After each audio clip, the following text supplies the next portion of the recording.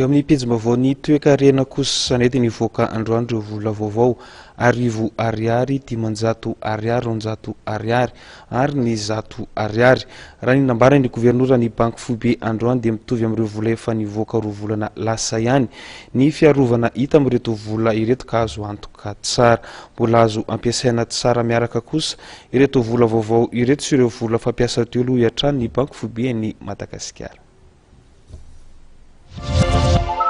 Efa mitentina hatrany amin'ny 700 sy 700 miliara ariary ny vola vaovao efa natota nandritra ny volana Jolay sy ny volana Aogositra lasa teo. Ireo vola 2 alina ariary, 1 alina ariary, 5 arivo ariary ary 2 arivo ariary no efa nivoaka nanomboka tamin'ny volana Jolay.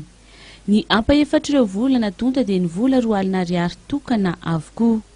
Androany kosa no navoaka tamin'ny fomba ofisialy ho azo ampiasaina ny vola arivo ariary, 500 ariary, 200 ariary ary ny vola 100 ariary. Mitovy hatrany raha ny fanazavana nentin'ny governoran'ny banky foibe ny singa natao hiarovana ireo vola rehetra ireo amin'ny osika. Tamin'ny volana Jolay sy volana Août resahantsika dia efa manodidina ny 770 milliards d'ariary.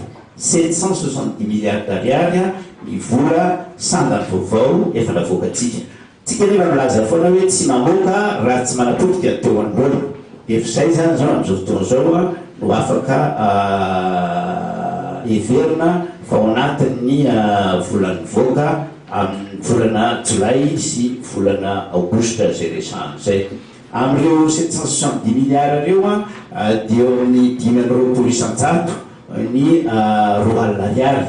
Ny antony dia tsotra. Itsika ngamba mety tsy mahita loatra aty amin'ny Antananarivo na ohatr'izany fa ny 2 alina ariary dia tena niasa be dia be mihitsy ny aso ihany fa nisy any olona bidana ny vidin'ny circulation judiciaire amin'ny faritra Sava iny. Fantarao tsara ny fiangatry ny vidin'ny vania fa efa miakatra any amin'ny $1 resako any amin'ny $400 ny kilao amin'ny vanille. Nanentana trano ny mponina ity governoran'ny banky foibe ity mba tsy koropaka amin'ny fanakalozana ireo vola taloha satria mbola manakery hatrany izany. Nambarany ihany koa fa mitovy hatrany ny sandany vola vaovao sy ny vola nampiasaina taloha.